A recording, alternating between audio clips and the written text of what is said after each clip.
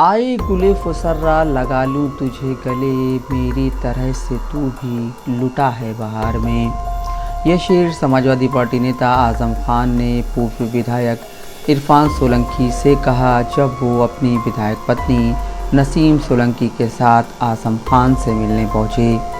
कानपुर की सीतामऊ विधानसभा सीट से सपा के पूर्व विधायक इरफान सोलंकी ने बुधवार को रामपुर में सपा नेता आज़म खान से मुलाकात की। इरफान के साथ उनकी पत्नी और सपा विधायक नसीम सोलंकी और उनके चाचा भी थे।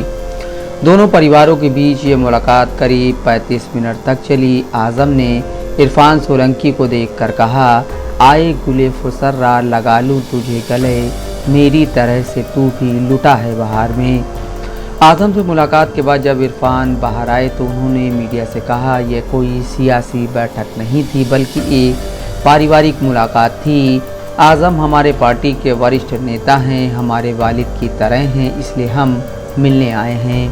देखिए, आज़म खान साहब हमारे बड़े बाप की तरह, मेरे वालिद के साथ विधायक रहे, मेरे साथ भी रहे, उनका पूरा परिवार मेरे साथ विधायक रहा, तो एक पारिवारिक संबंध है। और फिर हमारा और उनका तो समझ लीजिए हम दोनों सिक्के के दो पहलू थे।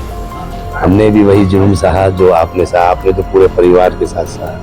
बस एक मुलाकात, परिवार की मुलाकात करने आए थे, इसी बहाने हाल चाल एक दूसरे के लिए गए और दुआएं ली उनसे कि अल्लाह ना करे ये दौर कोई दुश्मन भी देखे। हाँ, पर हमने तो पहले ही आपसे कहा कि मेरे पारिवारिक संबंध है, अब वो मेरे गुरु हैं, मेरे वालिद के भी बड़े भाई की तरह है, तो राजनीति बात भी होगी, राजनीति माहौल है, राजनीति परिवार है आपका, तो जब आप किसी के वहाँ आते हैं तो सब मेरी बातें होती हैं। और मजबूती से देखिएगा कि वो बड़े बाप थे, बड़े बाप है और बड़े बाप रहेंगे। अखिलेश यादव जी हमारे पार्टी की मुखिया हैं, सरपरस्त हैं, वो उतना ही प्यार आज़म खान साहब से करते हैं जितना हमें करते हैं। हम दोनों के लिए, और हम ही दोनों नहीं, और जितने भी सपा के वरिष्ठ नेता हैं, जो भी बंद है, सबके लिए उतने ही फिक्रमंद है जितने आज़म खान साहब के लिए और जितने हमारे लिए थे। खैर, हम तो यही कहना चाहते हैं कि अभी भी बहुत समय है कि अल्लाह करे हमारी जो जनता है वो समझे और 27 में अखिलेश यादव जी की सरकार लेके आए। आज़म खान 23 महीने जेल में रहने के बाद 23 सितंबर को सीतापुर जेल से रिहा हुए थे।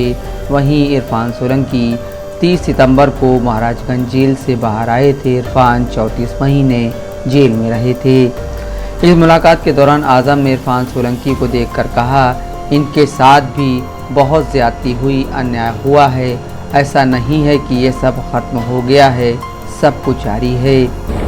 15 दिसंबर 2016 को हम पर ये इल्ज़ाम है, बल्कि एक वाक़या ये है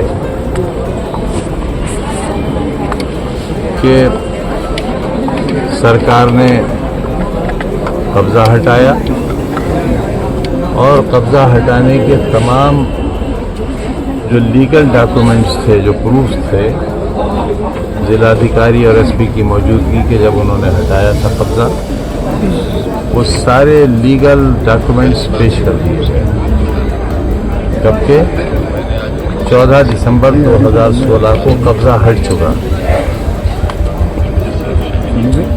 और 15 दिसंबर 2016 को ये कंप्लेंट होती है कि हमारे मकानात गिरा दिए गए। क्या ये संभव है? और कितने साल बाद ये रिपोर्ट हुई?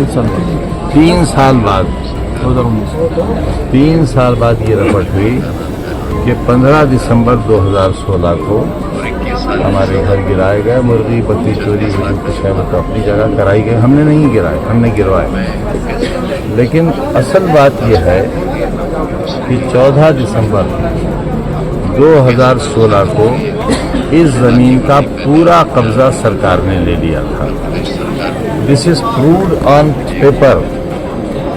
अगर ऐसा न हो तो मैं हर सज़ा के लिए तैयार हूँ। 14 दिसंबर 2016 को जिस ज़मीन का कब्ज़ा ले लिया गया, 15 दिसंबर 2016 को 3 साल बाद कराई गई रिपोर्ट की क्या सत्यता हो सकती है? आज़म कहते हैं जब सियासी लोग मिलते हैं तो हर तरह की बात होती है, राजनीतिक मकसद तो है ही, लेकिन हमारे उनके वालिद साहब से संबंध थे।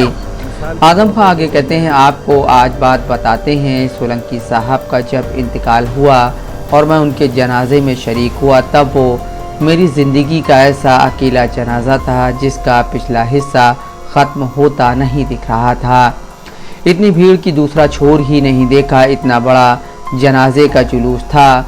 हमारे यहाँ ये कहा जाता है कि जिसके जनाजे में 40 लोग शरीक होते हैं उसे जन्नत मिलती है, और ऐसा जनाजा जिसमें इतनी भारी भीड़ तो आप समझ ही सकते हैं।